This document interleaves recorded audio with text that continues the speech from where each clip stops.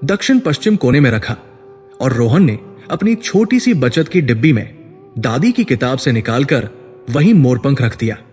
अंत में उन्होंने मुख्य द्वार को साफ किया, वहां एक नया बल्ब लगाया और जूते चप्पल रखने के लिए एक छोटा सा रैक खरीद लाए। जब सारा काम खत्म हुआ तो रात हो चुकी थी। घर वही था, सामान वही था, लेकिन कुछ तो बदल गया था। हवा हल्की लग रही थी, घर की घुटन कम हो गई थी। एक अजीब सी शांति और सकारात्मकता का एहसास हो रहा था, जिसे दोनों महसूस तो कर सकते थे पर शब्दों में बयां नहीं कर सकते थे।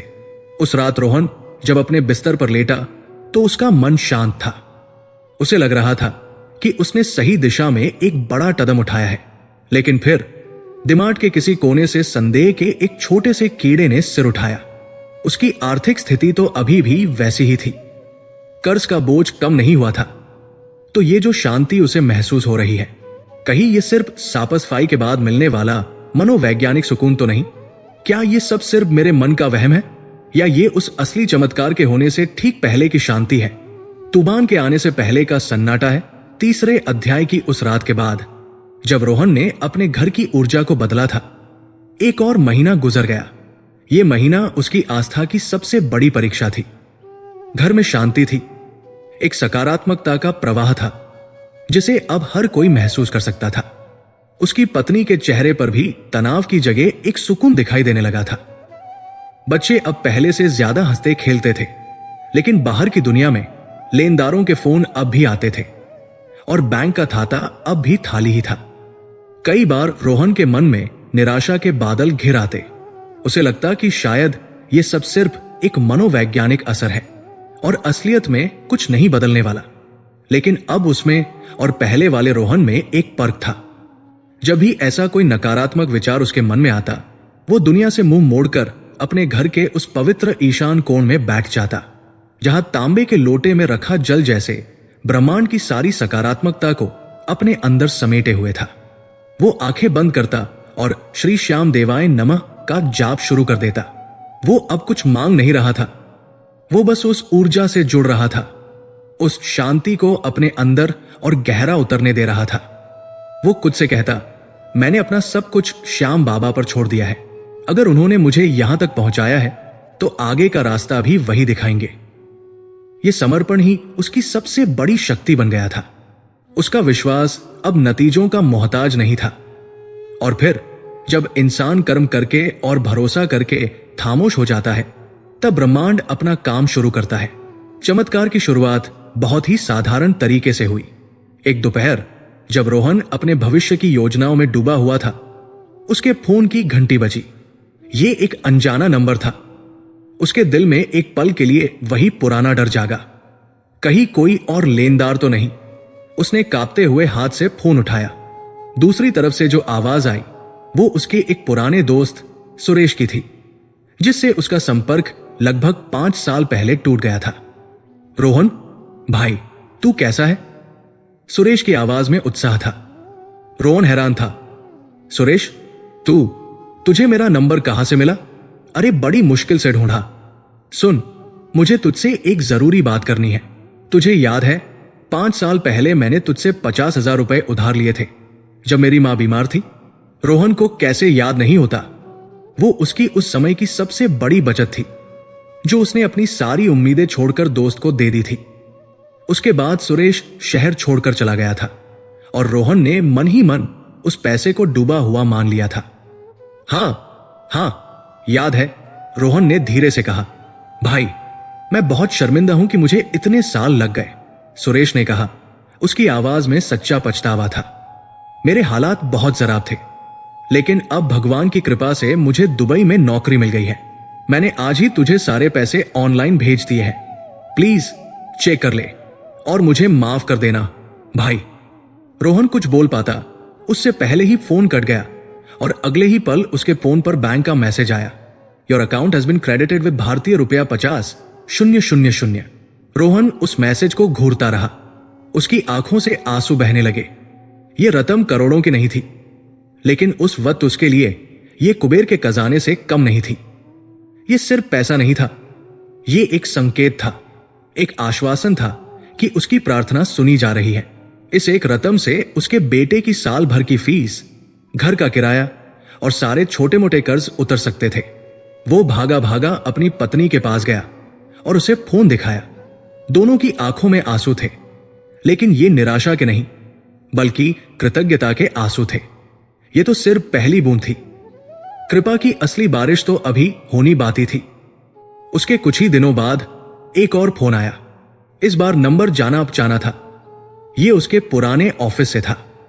सोन पर उसका पुराना बॉस था, वही बॉस जिसने उसे सबके सामने अपमानित करके नौकरी से निकाल दिया था। रोहन के मन में कड़वाहट की एक लहर उठी, लेकिन उसने खुद को शांत रखा।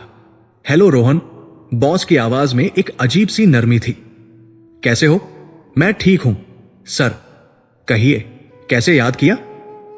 रोहन के लहजे में अब पहले वाली गिड़गिड़ाहट नहीं बल्कि एक आत्मविश्वास था। रोहन, मुझे सीधे मुद्दे पर आना होगा। जब से तुमने कंपनी छोड़ी है, हमारा नया प्रोजेक्ट संभल ही नहीं रहा है। जिस लड़के को तुम्हारी जगह रखा था, वो काम का नहीं निकला। हमें तुम्हारी बहुत जरूरत है। रोहन चुप रहा। बॉस ने आगे कहा, देखो, मैं जानता हूं कि जो हुआ वो ठीक नहीं था, लेकिन क्या हम एक नई शुरुआत कर सकते हैं? हम तुम्हें तुम्हारी पुरानी पोस्ट पर वापस चाहते हैं, बल्कि हम तुम्हें टीम लीड का पद और तुम्हारी पिछली सैलरी से 30% ज्यादा का ऑफर दे रहे हैं। रोहन के कानों को एक पल के लिए यकीन नहीं हुआ। जिस दरवाजे को उसके मुंह पर बंद कर दिया गया था, आज वही दरवाजा उसके सामने सम्मान के साथ खोला जा रहा था। कुछ महीने पहले वो इसी नौकरी के लिए किसी भी शर्त पर काम करने को तैयार हो जाता, लेकिन आज उसने शांति से जवाब दिया, सर, मुझे सोचने के लिए 1 दिन का समय चाहिए।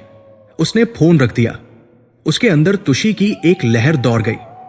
यह सिर्फ एक नौकरी का प्रस्ताव नहीं था, यह उसके खोए हुए आत्मसम्मान की वापसी थी। यह इस बात का सबूत था कि जब ब्रह्मांड आपको कुछ देता है तो वो आपकी योग्यता और सम्मान के साथ देता है। उस शाम वो अपनी पत्नी के साथ बैठकर सोच रहा था, जिंदगी कितनी बदल गई थी। कुछ महीने पहले वो हर तरफ से हारा हुआ महसूस कर रहा था, और आज उसके हाथ में एक सुरक्षित भविष्य की चाबी थी।